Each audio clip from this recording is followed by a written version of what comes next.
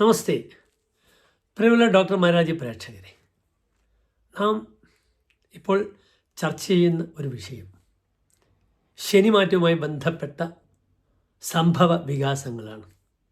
മലയാളത്തിൽ എമ്പുരാൻ എന്ന ചലച്ചിത്രം 27-ാം തീയതി റിലീസ് ചെയ്യപ്പെട്ടു.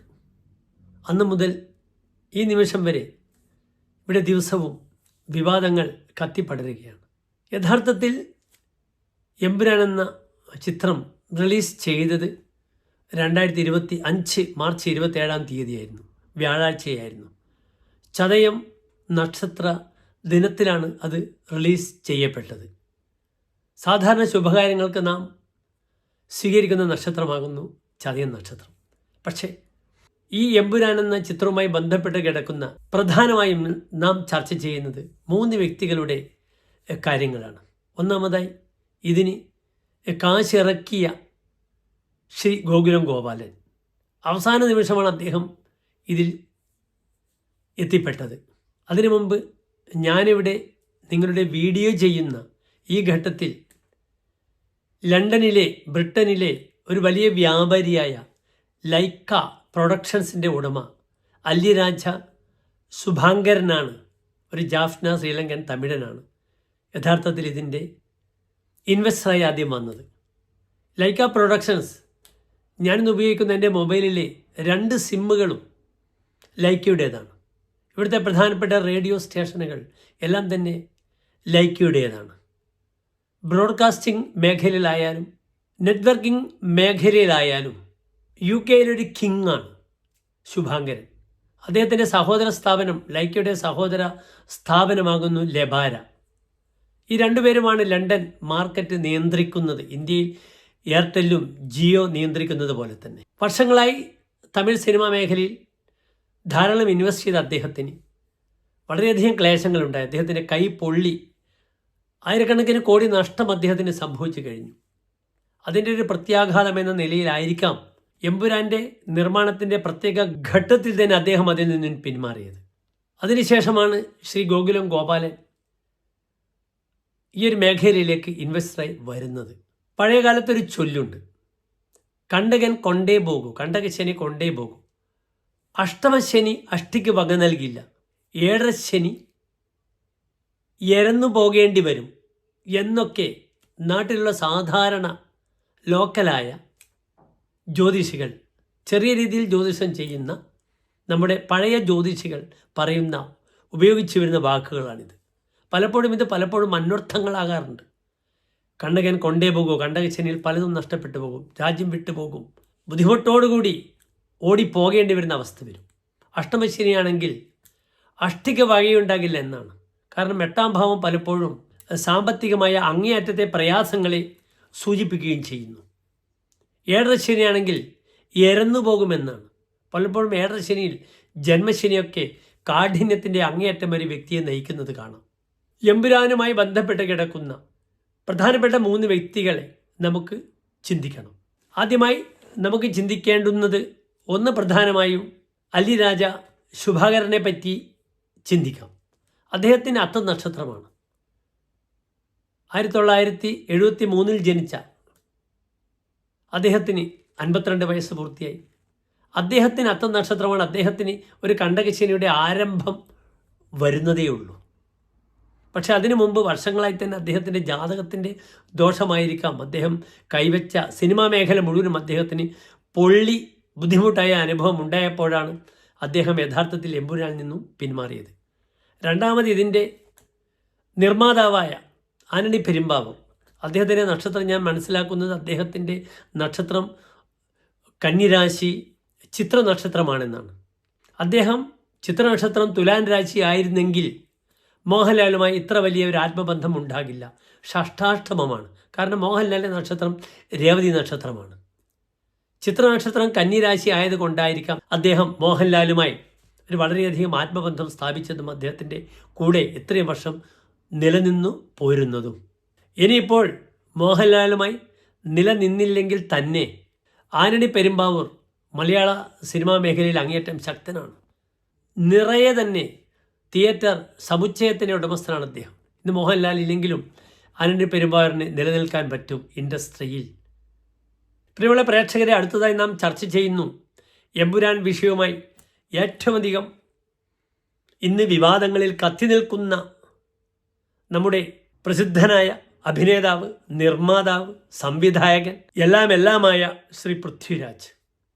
എമ്പുരാൻ ചിത്രവുമായി ബന്ധപ്പെട്ട് കിടക്കുന്ന സമയത്ത് ശനി ശക്തമായി 6-ാം ഭാവത്തിലായിരുന്നു ശ്രീ പൃഥ്വിരാജിന്. അന്ന് അദ്ദേഹത്തിന് കണ്ടകശനിയുടെ പ്രയാസങ്ങളൊന്നും വന്നിരുന്നില്ല. ഇപ്പോൾ അദ്ദേഹത്തിന് 27-ാം തീയതി മാർച്ച് 27-ന് പടം റിലീസായി. 29-ാം തീയതി ശനി 7-ാം ഭാവത്തിലേക്ക് പ്രവേശിച്ചു, മീനത്തിലേക്ക് പ്രവേശിച്ചു. ശ്രീ പൃഥ്വിരാജിൻ്റെ കണ്ടകശനി തുടങ്ങി. കണ്ടകൻ കൊണ്ടേ പോകൂ എന്ന് പറയാറുണ്ട്. അതിനൊരു വലിയ ഉദാഹരണമായിരിക്കാം ശ്രീ പൃഥ്വിരാജ് അഭിമുഖീകരിക്കാൻ പോകുന്നത്. അദ്ദേഹത്തിൻ്റെ അത്തനക്ഷത്രമാണ്. ഈ അത്തനക്ഷത്രമായത് കൊണ്ടായിരിക്കാം മോഹൻലാലും അദ്ദേഹം തമ്മിലുള്ള മാനസികമായ ഐക്യം അതിശക്തമായി നിലനിൽക്കുന്നത്. എങ്കിലും ഈ ശത്രുപതിയായ ശനി കന്നി രാശിയാണ് ശ്രീ പൃഥ്വിരാജിൻ്റേത്. അവിടെ അദ്ദേഹത്തിന് ശനി 2 ഭാവങ്ങളുടെ ആധിപത്യമാണ്. 5-ാം ഭാവാധിപത്യവും 6-ാം ഭാവാധിപത്യവും. 5-ാം ഭാവം തൻ്റെ ബുദ്ധി മുതലായ വിഷയങ്ങളാണ്, പ്രതിഭയാകുന്നു. 6-ാം ഭാവമാണെങ്കിൽ തൻ്റെ ശത്രുവാകുന്നു. ഇവിടെ 6-ാം ഭാവാധിപനായ ഗ്രഹമാണ് 7-ാം ഭാവത്തിൽ കണ്ടകശനിയുടെ സ്ഥാനത്ത് നിൽക്കുന്നത്. ഇവിടെ ശത്രുപതിയായ ഗ്രഹം 7-ാം ഭാവത്തിൽ നിൽക്കുമ്പോൾ 7-ാം ഭാവം ജനപദസ്ഥാനമാകുന്നു. ജനങ്ങളെ, പബ്ലിക്കിനെ ചിന്തിക്കേണ്ടുന്ന ഭാവമാകുന്നു. അതിനാൽ വലിയൊരു വിഭാഗം ജനങ്ങളുടെ ശത്രുത ഏറ്റെടുക്കേണ്ടി വരും ശ്രീ പൃഥ്വിരാജിന്. ഇന്ന് പൃഥ്വിരാജ് അല്ലെങ്കിൽ അദ്ദേഹത്തിൻ്റെ ഭാര്യ വെല്ലുവിളിക്കുന്നുണ്ട്, ആളെറിഞ്ഞ് കളിക്കട എന്നൊക്കെ. പക്ഷെ നിങ്ങളൊരു കാര്യം മനസ്സിലാക്കണം, അദ്ദേഹത്തിൻ്റെ ജനനം അമാവാസിയിലാണ്. കറുത്ത വാവിനാണ് ശ്രീ പൃഥ്വിരാജിൻ്റെ ജനനം. കറുത്ത പക്ഷത്തിലെ അത്തമാണ്. എത്ര വീരവാദം പറഞ്ഞാലും, എത്ര ധീരനാണെന്ന് പ്രകടിപ്പിച്ചാലും അദ്ദേഹം പതറിപ്പോകും. അമാവാസിയിൽ മനസ്സിൻ്റെ കാരകനായ ചന്ദ്രൻ അങ്ങേയറ്റം ദുർബലമാണ് അമാവാസിയിൽ ജനിക്കുമ്പോൾ.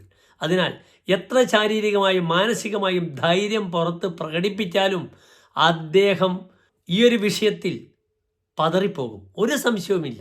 പ്രത്യേകിച്ച് അദ്ദേഹത്തിന് 2026 ഏപ്രിൽ 26 വരെ വ്യാഴദശയാണ്. ആ വ്യാഴദശയിൽ രാഹുവിൻ്റെ അപഹാരമാണ്. ആ രാഹു അദ്ദേഹത്തിൻ്റെ ജാതകത്തിൽ 7-ാം ഭാവത്തിൽ നിൽക്കുന്നു, ധനുലഗ്നമായി. അതിനാൽ വളരെയധികം എതിർപ്പുകൾ അദ്ദേഹത്തിന് നേരിടേണ്ടി വരും. അതിൻ്റെ കാഠിന്യം എത്ര വരെ ഉണ്ടാകുമെന്നുകൂടി നാം ചിന്തിക്കണം. ഇപ്പോൾ രാഹുവിൻ്റെ അപഹാരമാണ്. ആ രാഹു അദ്ദേഹത്തിൻ്റെ ജാതകത്തിൽ 7-ാം ഭാവത്തിൽ നിൽക്കുന്നു. അതിനാൽ വിവാദങ്ങൾ മെയ് 17 വരെ ശ്രീ പൃഥ്വിരാജിനെ പിന്തുടരും. മെയ് 17 വരെ അദ്ദേഹം ശ്രദ്ധിക്കുന്നത് അങ്ങേയറ്റം നല്ലതാണ്. വളരെയധികം പ്രയാസങ്ങൾ, ബുദ്ധിമുട്ടുകൾ ജുഡീഷ്യറിയായി ബന്ധപ്പെട്ടതായാലും അല്ലെങ്കിൽ സർക്കാരുകളുമായി ബന്ധപ്പെടുന്ന വിഷയമായാലും വലിയൊരു പബ്ലിക് സമൂഹവുമായി ബന്ധപ്പെടുന്ന വിഷയത്തിലായാലും അദ്ദേഹം സംയമനം പാലിച്ച് നിൽക്കുകയാണെങ്കിൽ ആളറിഞ്ഞ് കളിക്കട തുടങ്ങിയ ഡയലോഗുകൾ ഉപേക്ഷിച്ച് അദ്ദേഹം സാധാരണക്കാരനായി പബ്ലിക്കിലേക്ക്, ജനങ്ങളിലേക്ക് ഇറങ്ങി വന്നാൽ മെയ് 17 കഴിഞ്ഞാൽ അദ്ദേഹത്തിന് വളരെ അനുകൂലമായൊരു അവസ്ഥയിലേക്ക് കാര്യങ്ങൾ നീക്കാൻ കഴിയുമെന്ന് ഞാൻ വിശ്വസിക്കുന്നു. അതാണല്ലോ ജ്യോതിഷം. കാരണം കന്നിരാശിക്കാർക്ക് 7-ൽ രാഹുവാണ്. ആ രാഹു ഇതാ 6-ാം ഭാവത്തിലേക്ക് വരണം. കാരണം അദ്ദേഹത്തിൻ്റെ ജാതകത്തിൽ വ്യാഴദശയിൽ ദുർബലമായ രാഹുവിൻ്റെ അപഹാരമാണ്. അതുകൊണ്ടായിരിക്കാം കഴിഞ്ഞ 1 വർഷമായി ആടുജീവിതമൊക്കെ ഇത്രയൊക്കെ കഷ്ടപ്പെട്ട് അദ്ദേഹം അഭിനയിച്ച സിനിമ പോലും ഒരു ദേശീയ തലത്തിൽ ശ്രദ്ധിക്കപ്പെടാത്തൊരവസ്ഥ സംജാതമായത്. പക്ഷെ ഒരു കാര്യം നമുക്കിവിടെ വളരെയധികം ചിന്തിക്കണം. 2026 ഏപ്രിൽ 22 മുതൽ 19 വർഷം വരുന്ന ശനിദശ, അത് പൃഥ്വിരാജിൻ്റെ ദശ തന്നെയായിരിക്കും. ഉച്ചസ്ഥനായ ധനാധിപൻ തുലാൻ രാശിയിൽ നിൽക്കുന്ന ശനി വ്യാഴത്തോടുകൂടെ നിൽക്കുന്നു. ഒരു വലിയ ഓളങ്ങൾ സിനിമാ മേഖലയിൽ ഉണ്ടാക്കാൻ അദ്ദേഹത്തിന് കഴിയും.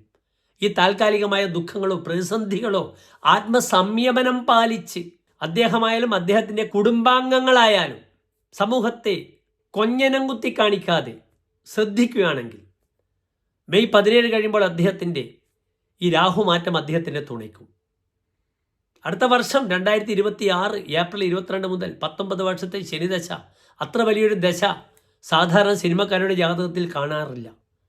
അതിശക്തമായ ജാതകമാണ് അദ്ദേഹത്തിൻ്റെത്.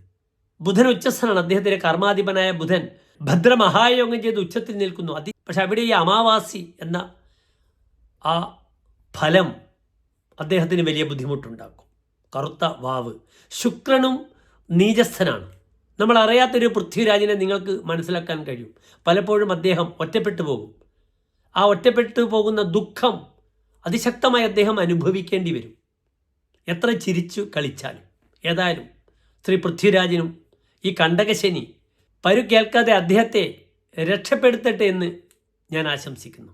അത് ഞങ്ങളുടെ വടകരക്കാരുടെ അഭിമാനമായ ശ്രീ ഗോകുലം ഗോപാലനായാലും, അഭിനയത്തിൻ്റെ അവസാന വാക്കായ സർവശ്രീ മോഹൻലാൽ ആയാലും, ഒരു വലിയ ഭാവിയുടെ പ്രതീക്ഷയായ ശ്രീ പൃഥ്വിരാജായാലും ശനീശ്വരൻ അവരെ കാക്കട്ടെ എന്ന ശുഭാപ്തി വിശ്വാസത്തോടെ നിർത്തുന്നു. നന്ദി, നമസ്കാരം.